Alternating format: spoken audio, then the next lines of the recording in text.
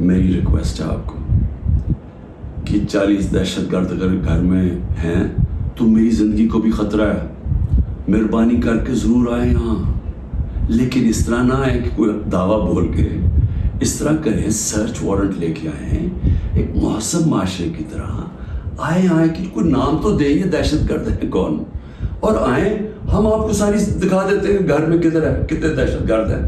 شاید میرا ہی فائدہ کروا دیں گے کہ اگر کوئی چھپا ہوا وہ دہشت گرد ہے. لیکن اس کو ایک بہانہ نہ بنائیں.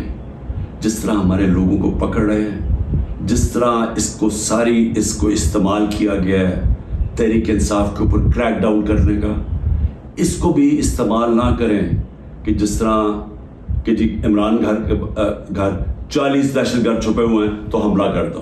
انشاءاللہ ہائی کورٹ میں جا رہے ہیں کہ جوڈیشل کمیشن فوری بنائی جائے, کیونکہ ہمارے پاس اب ثبوت آ گئے. ہر جگہ ہمیں لوگ نظر آئے جو ہماری پارٹی کے نہیں تھے, جن کے پاس بندوقیں بھی تھی, پسٹل بھی تھے, جو آگے کہہ رہے تھے کہ اٹیک کرو کور کمانڈر ہاؤس.